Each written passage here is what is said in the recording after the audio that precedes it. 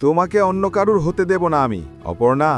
তুমি শুধু আমারই থাকবে, এমনটাই বলে আরো জড়িয়ে ধরল আমাদের রানী অপর্ণাকে। পুরোটা জানতে ভিডিওটিতে লাইক দিয়ে চ্যানেলটা সাবস্ক্রাইব করে দেখতে থাকুন। অপর্ণার বাবা মায়ের কথা ভেবে অপর্ণাকে বিয়ে করার সিদ্ধান্ত থেকে সরে দাঁড়ায় আর্য। সবকিছু ভবিতব্যের উপরে ছেড়ে দেয় আর্য। কিন্তু যখনই সে জানতে পারে হিন্দলের আসল পরিচয়, আসলে এই হিন্দলকে পাঠিয়েছে আমাদের মীরা, মানে যে অপর্ণাকে সব সময় চায় আর্যর রাস্তা থেকে সরাতে।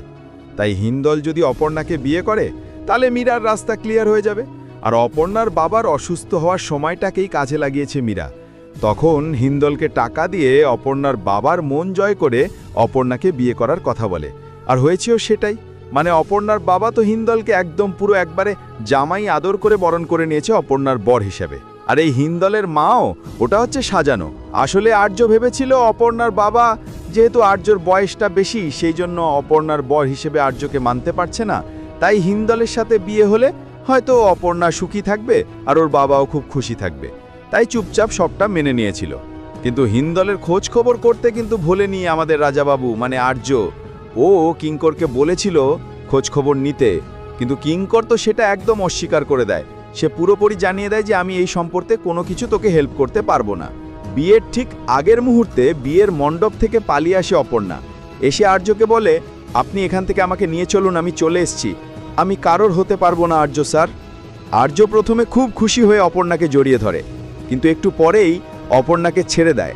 তারপরে গাড়িতে করে নিয়ে যায় সেই মণ্ডপে যেখান থেকে অপর্ণা পালিয়েছিল, মানে হিন্দলের সাথে বিয়ের মণ্ডপে। তখন গিয়ে আর্য অপর্ণাকে বলে, সবটাই ভবিতব্য অপর্ণা, তুমি যা হচ্ছে মেনে নাও, যাও হিন্দলকে বিয়ে করে নাও। আর ঠিক সেই সময় আর্যর ফোনে একটা মেসেজ আসে, আর মেসেজটা খুলেই দেখতে পায় সেখানে ছিল হিন্দলের আসল পরিচয়। হিন্দল কে, কার জন্য এসব কাজ করছে, সমস্তটা বুঝতে পারে আর্য। তখন আর্য বুঝতে পারে হিন্দল একটা খুব লোভী স্বার্থপর, সে শুধু টাকার জন্য অপর্ণাকে বিয়ে করছে। তারপরে সে হিন্দলের আসল পরিচয় সবার সামনে নিয়ে এসে বলে, এই বিয়েটা কিছুতেই হতে পারে না, অপর্ণা শুধু আমার, আমি অপর্ণাকে ভালোবাসি, অপর্ণা আমার ছাড়া কারোর হতে পারে না, আর এই বিয়েটা হবে না। তো বন্ধুরা, এবার কতটা খুশি তোমরা সেটা কমেন্ট করে অবশ্যই জানিও।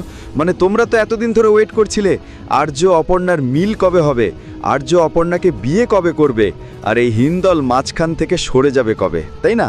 তো হিন্দলের আসল পরিচয় তো বেরিয়ে গেল, আর অপর্ণার যথাসম্ভব খুব তাড়াতাড়ি আবার আমরা মিল দেখতে পাবো। এই পর্বটি কেমন লাগলো কমেন্ট করে অবশ্যই জানাবেন। পরবর্তী আপডেট নিয়ে তাড়াতাড়ি আসি, সঙ্গে থেকো, সাথে থাকো, চ্যানেলটা সাবস্ক্রাইব করে দিও বন্ধুরা। ধন্যবাদ।